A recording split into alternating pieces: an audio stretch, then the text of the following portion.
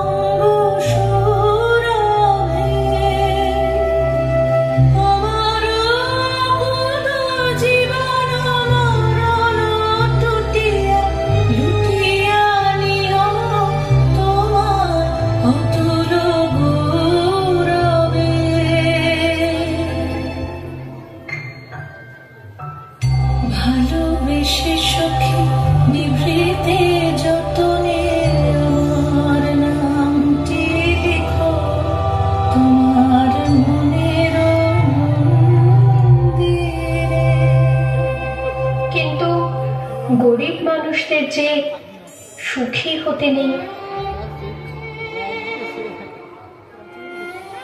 এটাই তো বিধাতার লিখন। প্রতিবেশীদের কুমন্ত্রণায় আমার মা হলেন চরিত্রহীন জমিদারের কাছে।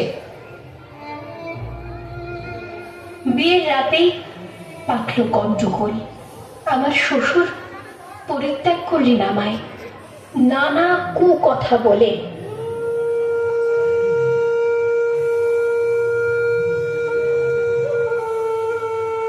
ফিরে যাওয়ার চেষ্টা করলাম শ্বশুর বাড়িতে, কপালে আবার জুটল প্রত্যাখ্যান। ফিরে এলাম বাড়ি, কিন্তু হায় বিধাতা, এই কি তোমার খেলা! হারালাম মাকে। এই পৃথিবীতে আমি আজ একলা। এখন আমি কোথায় যাই, কি করি, কিচ্ছু জানি না।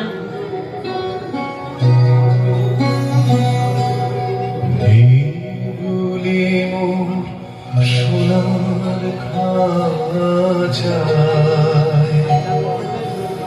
রইল না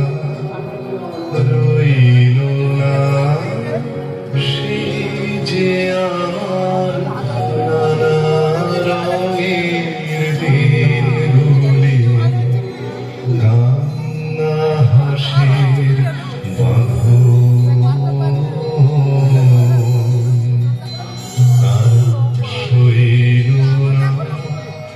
শৈল না সেই যে আমার নানা রঙের দিনগুলি।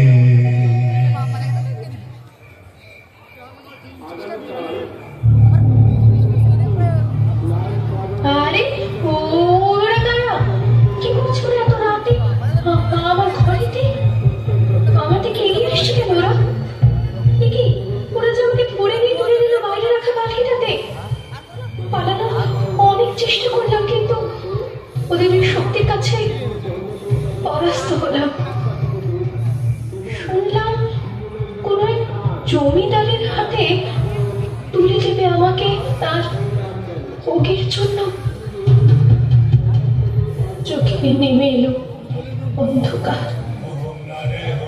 পালকি চলল অন্ধকার জঙ্গলের পথ ধরে। না, না, না। ওম না, ওম না রে, ওম না, ওম না, ওম না, ওম না রে, ওম না। পরিসমাপ্তি হলো প্রফুল্লের।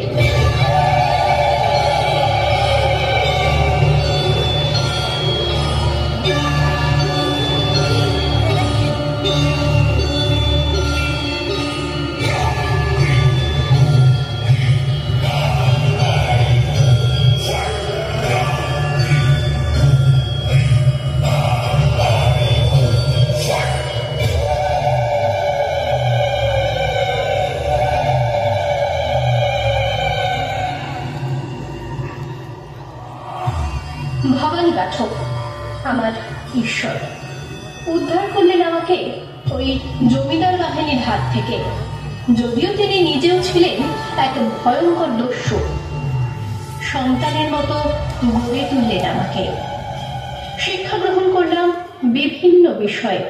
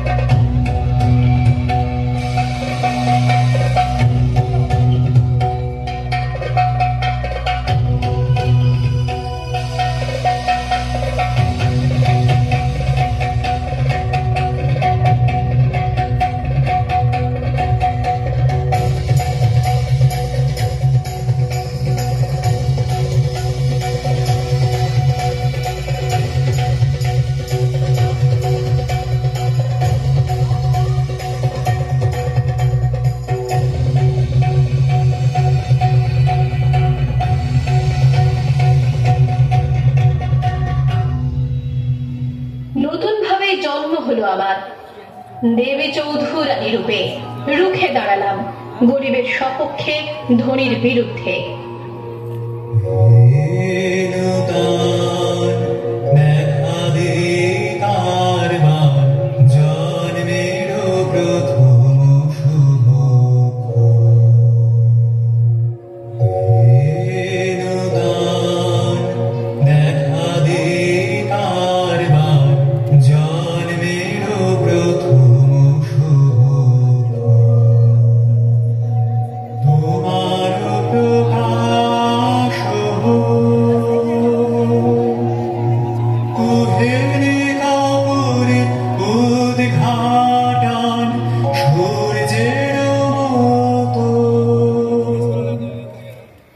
আজ আমি দেবী চৌধুরানী, আজ সবাই আমাকে সম্মান করে ভবানী পাঠকের আশীর্বাদ ধন্য বলে।